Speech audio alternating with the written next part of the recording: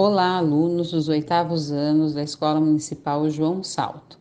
Eu sou Keila, professora de Ciências, e hoje nós vamos dar continuidade na nossa apostila de Ciências, livro 1, capítulo 5, Sistema Cardiovascular, das páginas 50 a 63. Vamos lá? Agora vocês vão ficar com um vídeo primeiramente sobre o sistema cardiovascular. Depois eu volto com algumas observações e ponto que o vídeo não trouxe para nós nesse conteúdo. Olá, bem-vindos a mais uma aula de Biologia. Meu nome é Vanessa Sardinha e o tema da nossa aula de hoje é Sistema Cardiovascular. O sistema cardiovascular é o sistema do nosso corpo que garante o transporte do sangue para as várias partes do nosso organismo. Ele é constituído pelo coração, que tem a função principal de bombear o sangue, garantir que ele seja impulsionado para as outras partes do corpo, e também por vasos sanguíneos, diferentes tipos de vasos sanguíneos, tais como as artérias, as veias e os capilares. Vamos falar então de cada um desses componentes mais profundamente agora. Primeiro, a gente tem que saber que o sistema cardiovascular é formado, então, como eu já falei, pelo coração, que é uma estrutura dividida em 4 cavidades, 2 átrios e 2 ventrículos, composta principalmente de tecido muscular, o músculo estriado cardíaco, que vai garantir então a contração e o impulso do sangue para todas as partes do nosso corpo. Temos também 3 tipos aqui principais de vasos sanguíneos: as artérias, os capilares e as veias. A gente costumava dividir antigamente as artérias, por exemplo, como vasos sanguíneos que garantem o transporte de sangue arterial, e as veias como vasos sanguíneos que transportavam sangue venoso. Entretanto, essa classificação hoje em dia não é mais utilizada. Por quê? Porque a gente conhece artérias e veias que transportam outro tipo de sangue. Então, nem toda veia vai transportar sangue venoso, assim como nem toda artéria vai transportar sangue arterial. Então, como que a gente consegue diferenciar esses vasos aí? Qual seria a melhor definição desses vasos sanguíneos, desses tipos de vasos sanguíneos, para a gente usar no nosso dia a dia?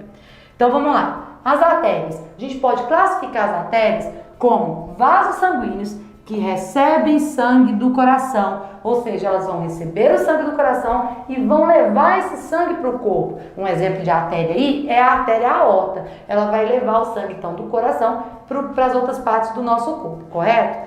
Já as veias, elas podem ser classificadas como vasos, definidas como vasos sanguíneos que conduzem o sangue de volta ao coração. Como assim? Elas vão garantir o retorno do sangue até esse órgão que bombeia o sangue para todo o nosso corpo, certo? Então, as artérias vão levar o sangue do coração para o corpo, enquanto as veias vão conduzir o sangue do corpo para o coração. Essas características, essa definição aí, permite a gente entender a estrutura das artérias e das veias. Por exemplo, uma artéria, por ela levar o sangue, ela possui paredes mais espessas e resistentes. Como assim? Imagine que o sangue vai bombear. Ele precisa colocar uma força para enviar esse sangue então para todo o nosso corpo. O sangue vai entrar ali na artéria então em alta pressão. Essa alta pressão poderia lesionar as paredes dos vasos caso eles não fossem resistentes o suficiente. Então, por isso, as artérias têm paredes resistentes, reforçadas, para garantir o quê? Que nada lesione esse impulso do sangue, esse sangue em alta pressão, não lesione suas paredes, correto? Já as veias, elas possuem uma parede menos resistente. Além disso, elas apresentam válvulas. Por que elas possuem válvulas? Pensa comigo. O sangue ele é empurrado para o corpo graças a esse impulso do coração. Só que para retornar ao coração, essas veias elas vão ter uma maior dificuldade. Por quê? Porque não tem mais aquele impulso, correto? Então o sangue vai ter que, vamos supor, por exemplo, analisando das pernas, o sangue vai ter que retornar ao coração vencendo a força da gravidade. Como que isso vai acontecer? É um processo complicado, correto? Então ele vai precisar de ajudas normalmente dos músculos esqueléticos, estriados esqueléticos, que vão contrair essas veias garantindo com que o sangue seja empurrado de volta ao coração. Ele apresenta essas válvulas para quê? Apresenta essas válvulas para garantir que o sangue não tenha um refluxo, então que ele siga o mesmo fluxo constantemente. Então a presença dessas válvulas evita que o sangue volte, correto? Quando ele, por exemplo, tiver que enfrentar essa subida até o coração, no caso, quando a gente fala dos membros inferiores, correto?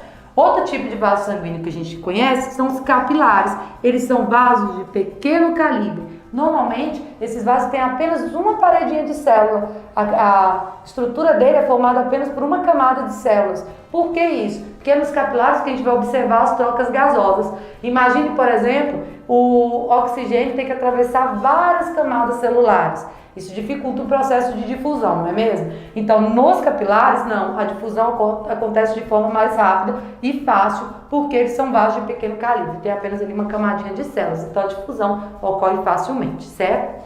A gente vai ver aqui agora um esqueminha de artérias e veias. Aqui, a gente consegue observar uma artéria. Observa que as paredes delas são bem mais grossas e resistentes. Aqui a gente tem uma veia. As paredes são mais finas, observa? Além disso, a gente tem as chamadas válvulas. Elas impedem, então, como a gente já falou, o refluxo. As paredes grossas das artérias, só para a gente reforçar, é para evitar aí, algum dano a essa estrutura devido à alta pressão que o sangue sai do coração. E já nas artérias, as válvulas garantem um fluxo contínuo, certo? Como a gente já falou, às vezes, por não terem o sangue sendo bombeado para elas, a gente tem a ajuda dos músculos esqueléticos que vão pressionar essa veia, garantindo que o sangue siga em direção ao coração. Então ocorre essa pressão e ele consegue aí seguir seu caminho. É por isso que é importante a realização sempre de atividades físicas, nunca ficar parado por muito tempo sentado, sempre locomover, garantir aí a movimentação dos nossos músculos esqueléticos, para garantir também um retorno eficiente do sangue ao coração. Então vamos lá. Aqui nós temos o coração, que é o órgão principal aí do nosso sistema cardiovascular. Ele é a bomba, é aquele que garante o impulso do sangue para o restante do nosso corpo, certo? O coração, ele faz alguns batimentos, ele se contrai de modo a empurrar esse sangue para o corpo. Normalmente, uma pessoa tem 72 batimentos por minuto. Entretanto, esses batimentos eles podem variar dependendo da situação. Por exemplo, em situações de estresse, quando a gente passa por uma situação de perigo ou fortes emoções, esses batimentos cardíacos tendem a subir, correto? E em pessoas com arritmia também, esses batimentos tendem a ser muito mais rápidos, acontecer em muito maior quantidade do que o normal, certo? Em média, uma pessoa tem ali de 60 a 100 batimentos, uma média de 72. Esses batimentos cardíacos, eles são controlados devido a impulsos nervosos que nosso corpo recebe, nosso coração recebe.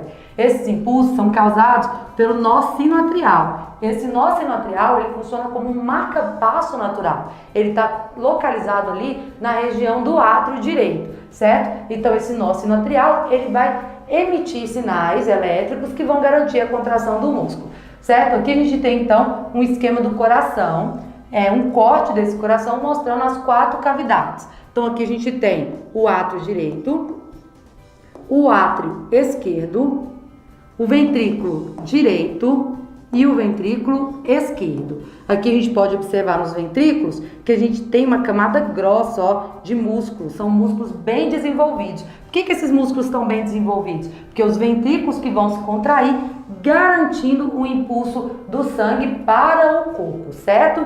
Então essas estruturas vão se contrair, garantindo o sangue a chegar no pulmão e também ser levado para as outras partes do corpo, correto? O coração ele tem 2 batimentos cardíacos principais, que é a sístole e a diástole, são 2 movimentos cardíacos aí. A sístole ela acontece quando o coração se contrai. Então, quando tem um movimento de contração, a gente fala que houve uma sístole. Quando tem um momento de relaxamento, a gente fala que ocorreu uma diástole, certo? Então, vamos lá. Como que o sangue passa aqui dentro do nosso coração? Primeiro, o sangue vem do corpo até o coração. Esse sangue vai estar rico em gás carbônico. Devido ao quê? Devido ao metabolismo das células ali, que ele está levando então esse gás carbônico para o sangue ser oxigenado no pulmão. Então, o primeiro chegou aqui no coração, rico em gás carbônico. Ele vai chegar no átrio direito. pelas veias cavas superior e veia cava inferior. Chegou no átrio direito, ele vai seguir em direção ao ventrículo direito, passando pela válvula atrioventricular direita. Essa válvula tem a mesma função daquelas válvulas que a gente viu nas veias, evitar o refluxo, certo? Depois, ele vai seguir para o pulmão. E por onde ele vai? Ele vai seguir para a artéria pulmonar. Então, a artéria pulmonar vai levar o sangue até o pulmão. Lá no pulmão, ele vai sofrer o processo de hematose, ou seja, ele vai ser oxigenado. Depois ele volta ao coração, retorna ao coração, rico em oxigênio. Ele vai retornar pelo átrio esquerdo. Ele vai chegar aqui pelas chamadas veias pulmonares, certo? Então, ele vai entrar no átrio pelas veias pulmonares e vai seguir para o ventrículo esquerdo. Aqui no ventrículo esquerdo, ele também vai passar pela válvula atrioventricular esquerda e vai seguir, então, para a artéria aorta e vai ser levado ali para todas as partes do nosso corpo, correto? Então, ele chega pelo átrio direito, passa por ventrículo direito, segue para o pulmão, retorna pelo átrio esquerdo, ventrículo esquerdo e segue para a artéria aorta para todo o corpo, certo? Observa que por ter as 4 cavidades, o sangue rico em gás carbônico não se mistura com o sangue rico em oxigênio. Então a gente diz que aí a gente tem uma circulação completa, certo? Sem a mistura desses tipos de sangue. Vamos lá. Ainda falando da circulação, a gente pode classificar ela em pequena circulação e grande circulação. A pequena circulação ou circulação pulmonar, ela garante que o sangue vá do coração para o pulmão, e do pulmão para o coração. Então aqui é uma pequena circulação. Essa daqui, então, é a pequena circulação ou circulação pulmonar. Já a grande circulação é aquela que o sangue vai ser levado do coração para o corpo e do corpo de novo para o coração, tanto membros inferiores como superiores, certo? Então a gente tem a pequena circulação e a grande circulação. Como o sangue circula sempre dentro dos vasos, a gente fala que a gente tem uma circulação fechada. E como o sangue passa 2 vezes pelo coração para garantir um circuito completo, a gente tem uma circulação dupla, certo? Uma dupla circulação. Vamos lá. O sangue, como a gente falou, ele vai ser enviado às artérias por uma grande pressão, correto? Então, essa pressão vai ser aquela pressão que a gente vê quando a gente fala em pressão sanguínea. A pressão sanguínea, então, seria a pressão do sangue nas paredes das artérias, beleza? Então, aqui, a pressão sanguínea arterial, ela vai ser maior quando o sangue, ou quando o coração se contrai, ou seja, quando ocorre a sístole. Então a gente vai ter a pressão sistólica, que é uma pressão maior. E na diástole, quando os ventrículos se relaxarem, a gente vai ter uma pressão menor. Essa pressão sanguínea menor é a pressão diastólica. É daí que vem aquela questão de 12/8, que a gente fala que sempre a pressão tem que estar ali naquela média, é essa pressão. Então vamos lá. A pressão sanguínea, no caso, ela é normal, ela é considerada ideal quando ela está menor que 120/80 milímetros por mercúrio. Quando a gente fala na pressão arterial normal, ela pode ir até os 130/85. Entretanto, quando chega ali 140/90, 14/9 no caso, a gente está num caso de hipertensão, ou seja, quando a pressão está alta, está tendo o sangue está exercendo uma grande pressão nas paredes das artérias, certo? Esse problema ele pode desenvolver consequências graves, como por exemplo danos ao coração mesmo, e também problemas como insuficiência renal e também derrame. Então essa pressão arterial ela tem que ser controlada quando ela está muito elevada, no caso de hipertensão, correto? Normalmente as pessoas que têm hipertensão vão utilizar medicamentos. Esses medicamentos normalmente são vasodilatadores. Por que vasodilatadores? Se você aumentar o diâmetro ali do vaso, a pressão do sangue vai ser menor, certo? Vale destacar aqui que o valor ótimo, como a gente já falou, é a 12/8, mas é normal até o 130/85, tudo normal, 13/8 ali. Só que para pessoas que têm risco de diabetes e doença renal, esse valor aqui é diferente. Então, o valor ideal seria ficar sempre menor do que 13/8, correto? Então a gente viu aí o sistema cardiovascular, o sistema que garante que o sangue seja levado para todas as partes do nosso corpo, garantindo então o transporte de nutrientes e também o oxigênio chega às nossas células, correto? Esse processo ele é conseguido graças ao bombeamento que o coração faz, aquela contração que o coração realiza e impulsiona o sangue pelo nosso corpo. Ele vai ser impulsionado por dentro de vasos, como a gente viu, os 3 principais vasos existentes são a artéria, que leva o sangue do coração para o corpo, as veias, que levam o sangue do corpo para o coração, e os capilares, que são aqueles que têm paredes bem finas e garantem ali os processos de trocas gasosas.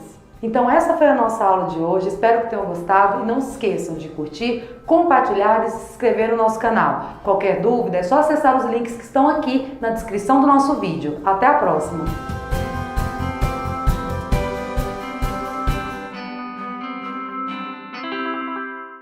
Dando continuidade, então, na sequência, né, vocês tiveram aí o sistema cardiovascular, que contemplou a página 50 até 56 no automatismo cardíaco.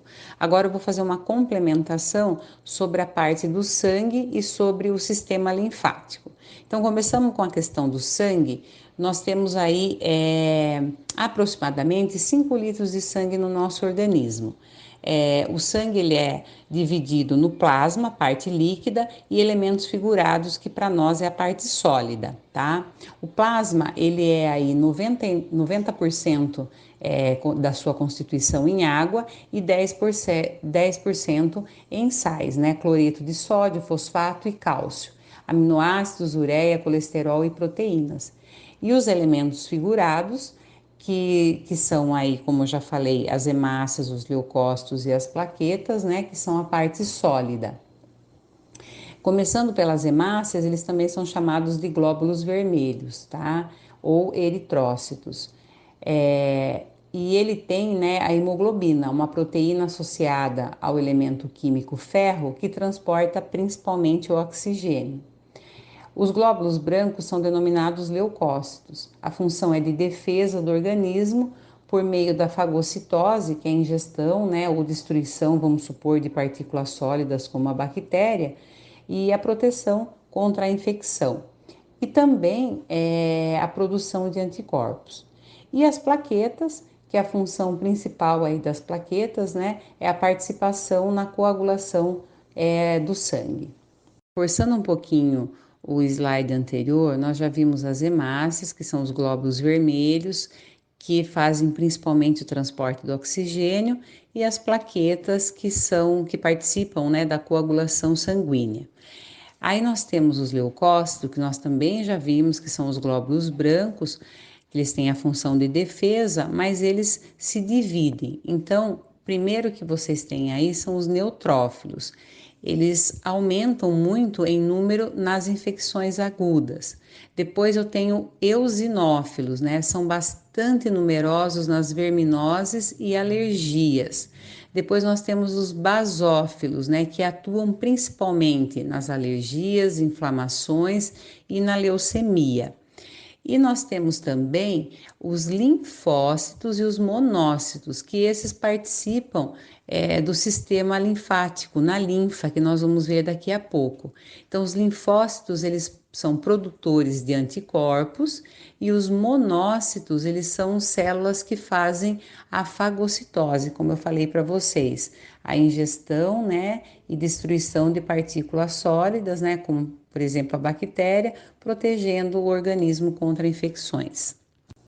Para encerrar, nós temos o sistema linfático, que é um composto por vasos capilares distribuídos por todo o corpo, e a linfa, que é o líquido que circula no interior dos vasos linfáticos, né? E na linfa nós encontramos os 2 tipos de leucócitos que eu havia falado para vocês, os linfócitos e os monócitos, né? Uma das funções da linfa é justamente policiar, né, o organismo na tentativa de eliminar células ou moléculas estranhas ou agressivas, por isso que eles entram aí na defesa do corpo, atacando moléculas, né, e organismos invasores, como vírus e bactérias, através da fagocitose. Aí nós temos os linfonodos, né? Que são nódulos linfáticos que localizam em locais estratégicos do corpo para realizarem a sua função e filtrar essa linfa, né? Tanto é que por isso a linfa ela é filtrada, né, nesses carocinhos, denominamos de linfonodos, né? E espalhadas por todo o corpo. Em casos de infecção, por exemplo, tais nódulos, né, eles aumentam e tornam-se mais doloridos, tá? O baço é um órgão mole que se localiza entre o fundo do estômago e o diafragma e é rico em linfonodos, né? E desempenha funções importantes como o armazenamento desses glóbulos brancos. E além disso, a linfa desenvolve, né, a circulação, o excesso de líquido, né? E também na circulação as moléculas de proteína que às vezes saem dos capilares, além de incorporar gorduras absorvidas pelo intestino delgado durante o processo digestório. Deixo agora para vocês as atividades da página 58, número 1 e 3, página 59, 4 e 6, página 60, 7, 8 e 10 e página 62, 14 e 15. Espero que todos tenham entendido. Qualquer dúvida, eu e a professora Carmo estamos à disposição nos grupos de WhatsApp. Uma ótima semana, bons estudos, fiquem bem, se cuidem e um abração a todos.